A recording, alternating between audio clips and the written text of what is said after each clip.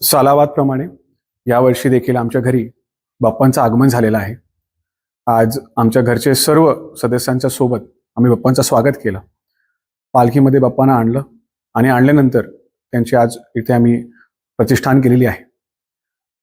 आजपासून सातारा जिल्ह्यामध्ये सर्व घरोघरी आणि सार्वजनिक मंडळ एकत्रितपणे गणरायाचं आगमन करतायत।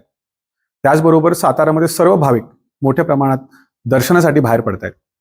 सर्व भाविकांना सातारा पोलीस प्रशासनाकडून गणेश चतुर्थीच्या खूप खूप शुभेच्छा। त्याचबरोबर सातारा पोलीस प्रशासन या संपूर्ण कालावधीमध्ये रस्त्यावर आहे। आमचे घरं, आमचे कुटुंबातल्या लोकांना सोडून आम्ही रस्त्यावर या बंदोबस्तासाठी हजर राहणार आहे, जेणेकरून सर्व भाविकांची जी सोय आहे ती होणार आहे।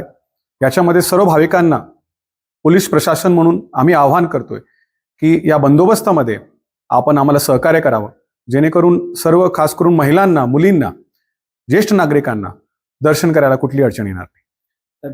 सर्व लेझर लाईट असते किंवा डॉल्बीच्या कशा पद्धतीने असणार आहे? याच्यामध्ये आम्ही खूप कडक नियमावली यावेळी काढलेली आहे।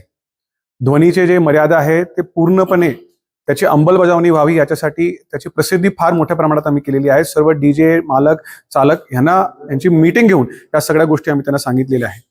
त्याचबरोबर लेझर, प्लाझ्मा ह्या गोष्टींवर पूर्णपणे आम्ही यावेळी बंदी घातलेली आहे। सगळीकडे पोलीस प्रशासन आणि एक अंमलदार आमचा जो आहे, एक अधिकारी जो आमचा आहे, तो रस्त्यावर ह्याची अंमलबजावणी करण्यासाठी यावेळी लोकांसोबत आहे। परंतु आमचा जो प्रयत्न असणार तो समन्वयाचा असणार आहे। परंतु जर एखाद्या ठिकाणी या गोष्टींच्या समन्वयामध्ये पालन झाला नाही तर नक्कीच आम्ही त्याच्यामध्ये कारवाई करणार आहे।